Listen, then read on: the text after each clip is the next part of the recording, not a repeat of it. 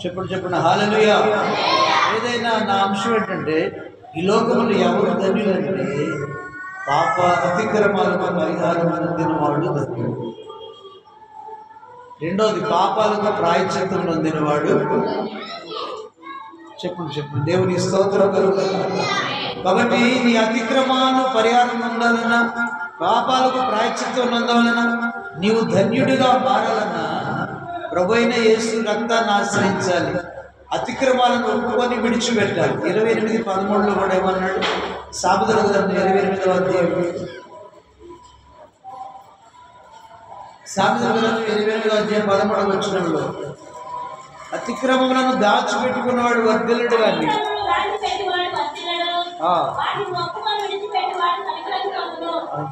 అతిక్రమములు పరిహారం పొందాలంటే ప్రియులరా దాచిపెట్టుకోకూడదంట.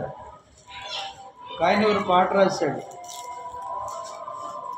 పాట నాకు రాదు కానీ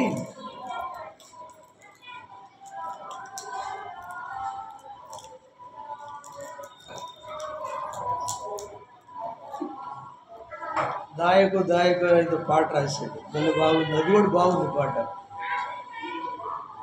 పాపాలు దాచిపెట్టుకోవద్దని దాని మీద పాట రాశాడు. కాబట్టి నీ పాపాలు నువ్వు ఎప్పుడు దాచిపెట్టుకున్నా అవి పాచిపోతాయి. దేవుని దగ్గర ఏం చేయాలంట? మాటల్లో, చూపుల్లో, అతిక్రమం, తలంపుల్లో ప్రతి అతిక్రమాన్ని ప్రభువా నీ ఆజ్ఞలను మీరని, మందిరానికి లేటుగా వచ్చిన ఆజ్ఞ అతిక్రమం, అబద్ధం ఆడకూడదన్నా వాడుతున్నాను, నన్ను క్షమించు అని రోజు దేవుని దగ్గర ఏం చేయాలంటే ఒప్పుకోవాలంట. ఏం చేయాలమ్మా? ఏం చేయాలి? ఒప్పుకోవాలి. రెండవది ఒప్పుకోవటమే కాకుండా ఇంకా దాన్ని నేను సిగరెట్ తాగనయ్యాని ఒప్పుకొని, సిగరెట్ అనేది పాపం, బంద్ అనేది పాపం అనేది పాపం. ఇవన్నిటినీ ప్రభు దగ్గర ఒప్పుకోవాలి. ఇక దాన్ని నేను విడిచిపెడుతున్నానయ్యా అని ఇక మరలా చేయకుండా ఉండాలి. పిల్లలు ఒక దినాన్ని నేను కూడా సిగరెట్ భయంకరంగా తాగేవాడు. దేవుని ఆలయాన్ని పాటు చేస్తున్నామని దేవుడు మాట్లాడాడు. వాటి నిదానంగా ఆ సిగరెట్లు ఇక పాపం తెలిసిన తర్వాత దాన్ని విడిచిపెట్టి, కాబట్టి కనికరించబడతాం. దేవునికి స్తోత్రం. విడిచిపెట్టాలి ప్రతి పాపాన్ని, ప్రతి అతిక్రమాన్ని. అతిక్రమం అంటే ఆజ్ఞలను నువ్వు అతిక్రమించటమే అతిక్రమం. ప్రతి అతిక్రమాన్ని ఒప్పుకోవాలి. రెండవది పాపాలు ఒప్పుకోవాలి. ఒప్పుకోవటమే కాకుండా వాటిని విడిచిపెట్టాలి, లీవ్ చేయాలి. సిగరెట్లు విడిచిపెట్టాలి, మందు విడిచిపెట్టాలి, పాపం విడిచిపెట్టాలి, అబద్ధాలు విడిచిపెట్టాలి,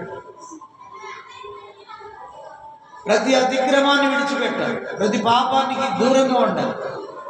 ఎందుకంటే ప్రభు దగ్గరికి వచ్చావు, ప్రభు ఇచ్చే రక్షణ పొందావు, బాప్తిసం తీసుకున్నావు, ఆ రక్తంలో కడగబడ్డావు, ప్రభు బిడ్డగా మారావు. కాబట్టి ఇక మరలా అవి చేయకూడదని అంటున్నారు కదా. వాటిని విడిచిపెట్టాలి, ఒప్పుకోవాలి, విడిచిపెట్టాలి. అప్పుడు కనికరించబడతావు. అప్పుడు దేవుడు నేనంట ఏమంటాడు? ధన్యుడు అంటాడు. చెప్పండి, ఏమన్నాడు? అన్యుడు అన్నారు, ధన్యుడు అంటాడు. రెండవది ఎవరు ధన్యులు అంటే 2వ వచనం. నేను ఇవాళ ఏం వాక్యం చెప్పిన టైం లేదు కాబట్టి 2 వచనాలు చదివి ముగిస్తాను. మీకు డెప్త్ వాక్యాలు ఇవన్నీ నాకు లోపల నుంచి బయటికి పోయింది. ఇది 4 మాటలు చెప్పేసి నేను కూడా 2వ మాట ఎవరు ధన్యులో చూద్దాం. చదవమ్మా. అక్కడ యెహోవా చేత నిర్దోషి అని ఎంచబడినవాడు.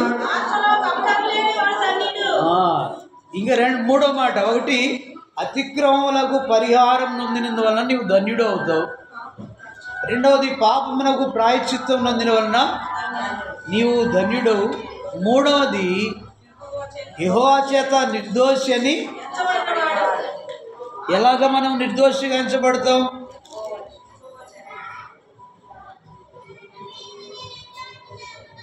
చెప్పాలి. యెహోవా చేత నిర్దోషిని ఎంచబడిన వాడు, ఆత్మలో కపటం లేని వాడు. దేవుని చేత నిర్దోషి అని ఎంచబడిన వాడు ఎవరన్నా ఈ లోకంలో ఉన్నారంటే ఎవరు లేరు. ప్రభు అయిన యేసుక్రీస్తు వారు ఒక్కరు మాత్రమే. ఆయనే అంటాడు, ఒక ధర్మశాస్త్రోపదేశకుడు వచ్చి నీ ఒక్కడవే. ఏమన్నాడు? నీతిమంతుడు, నీలాంటి వారు ఎవరు లేరని పొగిడినప్పుడు అన్నాడు కదా, ప్రభువారు అన్నాడు, దేవుడు ఒక్కడు మాత్రం మంచివాడు. దేవుని స్తోత్రం చెప్పండి. సత్పురుషుడా నన్ను ఎందుకు పిలుస్తున్నావు? దేవుడు ఒక్కడే మంచివాడు. దేవునికి మహిమ కలుగుతుంది. మరి భూలోకంలో మనుషులందరూ దోషులా నిర్దోషులా?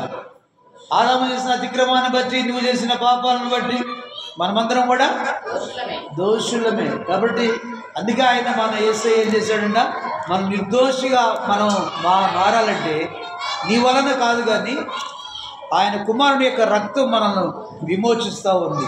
ఆయన ప్రాణత్యాగం మనల్ని విమోచిస్తూ ఉంది. పిల్లలు ఒకసారి గమనించండి.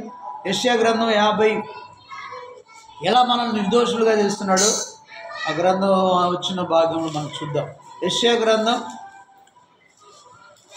త్వరగా 53వ అధ్యాయం, 53 అది కూడా మర్చిపోతుంది.